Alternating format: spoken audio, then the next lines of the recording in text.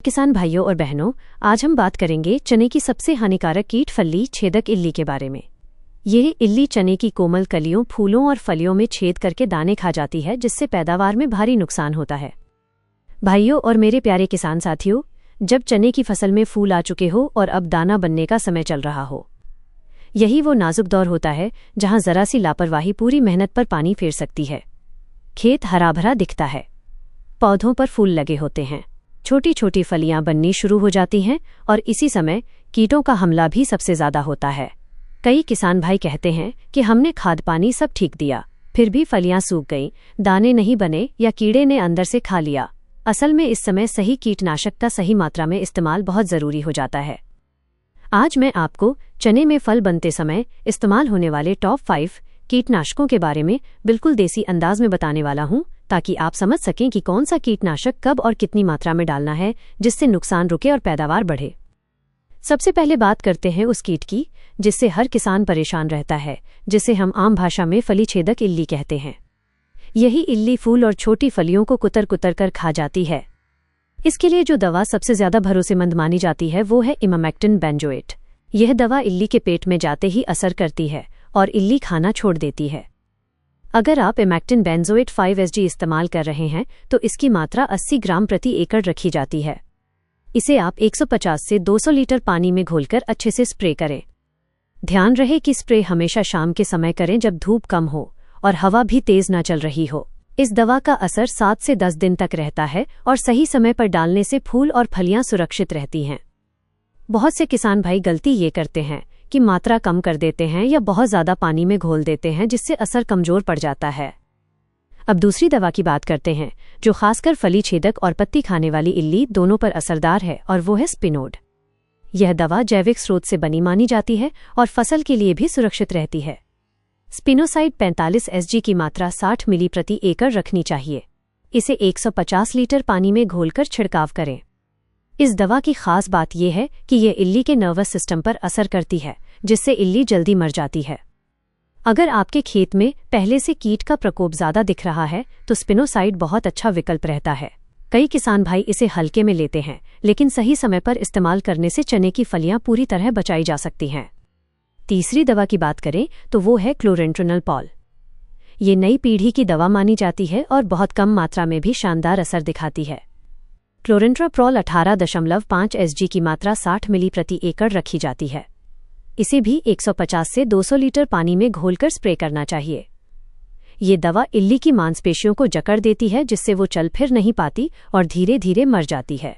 इस दवा का सबसे बड़ा फायदा यह है कि इसका असर लंबा चलता है और फसल पर कोई नकारात्मक प्रभाव नहीं पड़ता।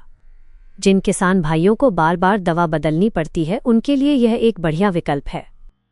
अब चौथी दवा की बात करते हैं जो खासकर चूसक कीटों जैसे एफिड, थ्रिप्स और जैसिड पर असरदार होती है। क्योंकि फल बनने के समय सिर्फ इल्ली ही नहीं बल्कि रस चूसने वाले कीट भी नुकसान करते हैं। इसके लिए थाइमेथोक्सम बहुत कारगर मानी जाती है। थाइमेथोक्सम 25 ग्राम की मात्रा 40 ग्राम प्रति एकड़ रखनी चाहिए। इसे 150 लीटर पानी में घोलकर छिड़काव करें। इस दवा की खास बात यह है कि ये पौधे के अंदर जाकर काम करती है, जिससे चूसक कीट रस नहीं चूस पाते और धीरे धीरे खत्म हो जाते हैं। जब पौधा स्वस्थ रहेगा तभी फलियां भरपूर बनेंगी और दाना अच्छा आएगा। अब पांचवी और आखिरी दवा की बात करते हैं जिसे कई किसान भाई पुराने जमाने से जानते हैं, लेकिन आज भी सही इस्तेमाल करने पर यह बहुत काम की है। ये है इंडोक्साकार्ब। इंडोक्साकार्ब 14.5 SG की मात्रा 200 मिली प्रति एकड़ रखी जाती है। इसे 200 लीटर पानी में घोलकर स्प्रे करें। ये दवा इल्ली के लिए जहर की तरह काम करती है और कुछ ही घंटों में इल्ली खाना बंद कर देती है। इसका असर भी काफी तेज होता है और सही समय पर इस्तेमाल करने से फलियों को बड़ा नुकसान होने से बचाया जा सकता है। अब यहाँ एक बहुत जरूरी बात समझने वाली ये है कि सिर्फ दवा बता देने से काम पूरा नहीं होता। दवा कब और कैसे डालनी है ये भी उतना ही जरूरी है। सबसे पहले तो हमेशा कीट की पहचान सही करें। अगर आपके खेत में ज्यादा फली छेदक इल्ली है तो उसी के अनुसार दवा चुनें। बेवजह हर दवा एक साथ या बार बार बदल बदल कर डालना नुकसानदेह हो सकता है। दूसरा, दवा हमेशा साफ पानी में घोलें और स्प्रे मशीन की नोजल ठीक रखें ताकि दवा पौधों के हर हिस्से तक पहुंचे। तीसरा, स्प्रे करते समय हवा की दिशा का ध्यान रखें ताकि दवा उड़कर बेकार न जाए। कई किसान भाई ये भी पूछते हैं कि क्या इन दवाओं को आपस में मिलाकर डाल सकते हैं। मेरा सीधा जवाब है, बिना सलाह के दवाओं को मिक्स ना करें। अगर बहुत ज़रूरी हो तो पहले छोटे हिस्से में ट्रायल करें, और हाँ, दवा डालते समय अपने शरीर की सुरक्षा का भी ध्यान रखें।